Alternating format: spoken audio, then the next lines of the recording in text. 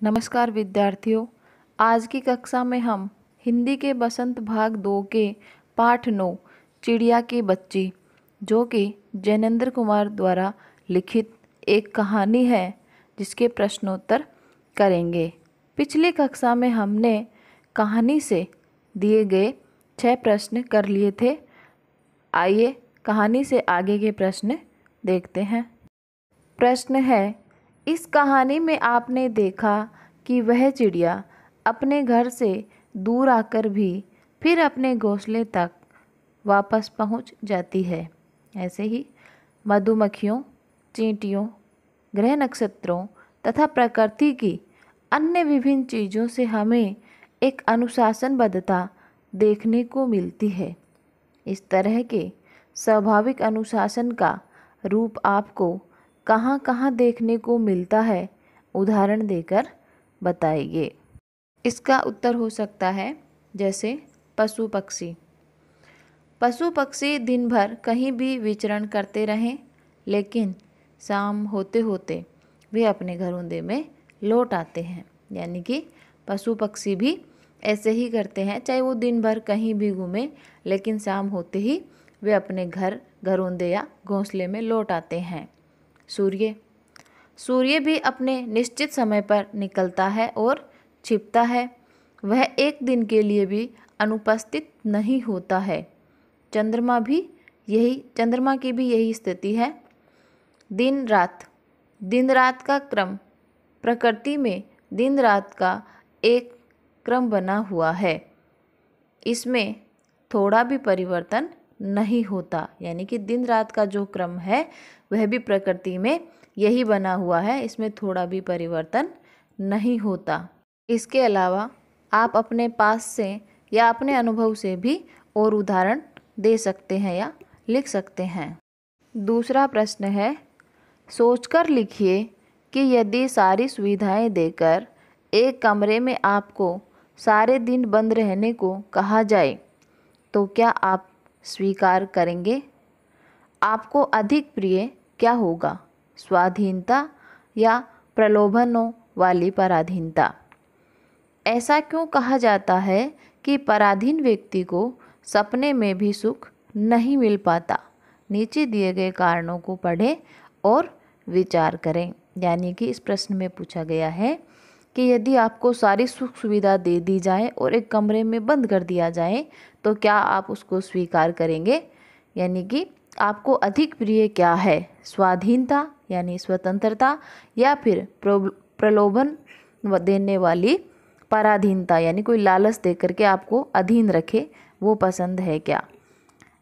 और ऐसा क्यों कहा गया है कि पराधीन यानी जो दूसरे के अधीन व्यक्ति है उसको सपने में भी सुख नहीं मिलता? नीचे कुछ कारण दिए गए हैं, उनको पढ़ना है और विचार करना है।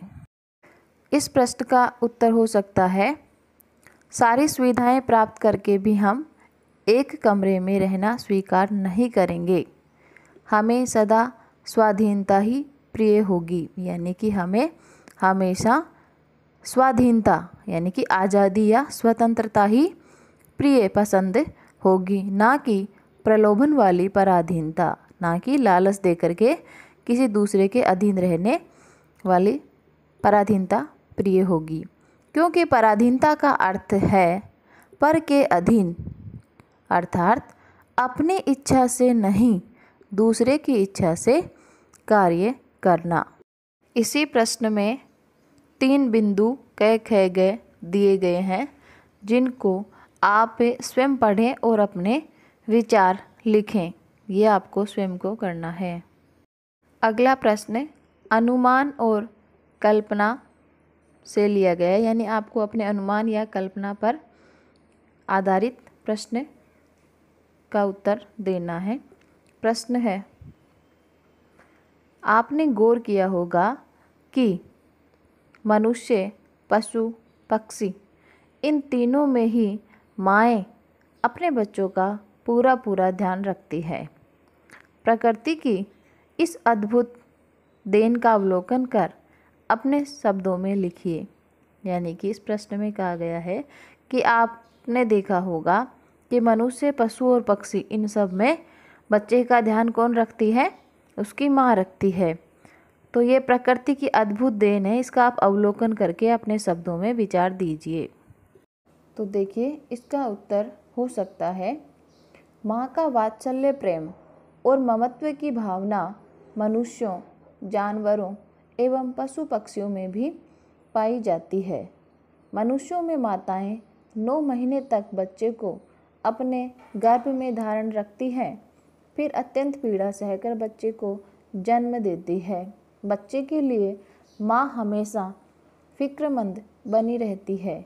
माँ का अपने बच्चे से ममता और वात्सल्य का यह रिश्ता इतना गहरा है कि प्रत्येक प्राणी में इसके दर्शन होते हैं। मनुष्य हो या पशु, अपने बच्चे के लिए माताएं किसी से भी लड़ सकती हैं। अगला प्रश्न है, भाषा की बात से पाठ में पर शब्द के 3 प्रकार के प्रयोग हुए हैं। क, गुलाब की डाली पर एक चिड़िया आन बैठी। ख, कभी पर हिलाती थी।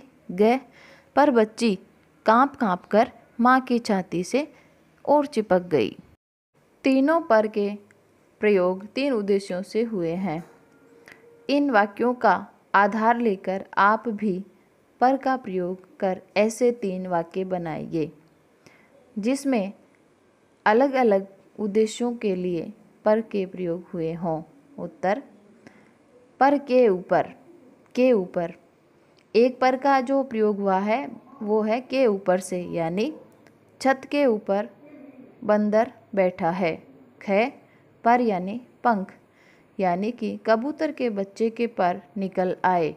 ग, पर यानी कि लेकिन के लिए, मैं स्टेशन गया था पर ट्रेन निकल चुकी थी। अगला प्रश्न है, पाठ में तैने क्षण भर खुश करिए 3 वाक्यांश ऐसे हैं जो खड़ी बोली हिंदी के वर्तमान रूप में तूने क्षण भर खुश करना लिखे या बोले जाते हैं, लेकिन हिंदी के निकट की बोलियों में कहीं कहीं इनके प्रयोग होते हैं। इस तरह के कुछ अन्य शब्दों की खोज कीजिए। यानी कि इस प्रश्न में बताया गया है कि यहाँ कई शब्द ऐसे हैं जो खड़ी बोली के लिखे गए हैं या बोले जाते हैं, जैसे तैने, जिसको हिंदी में हम तूने कहते हैं। क्षण भर यानी कि क्षण भर, खुश करिए यानी कि खुश करना। तो ऐसे कुछ और भी शब्द हैं जिनको खोजकर लिखना है।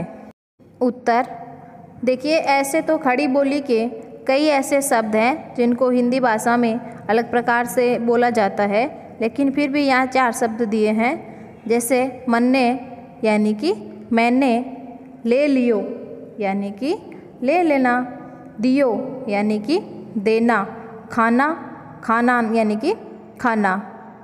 आज की कक्षा में इतना ही। धन्यवाद।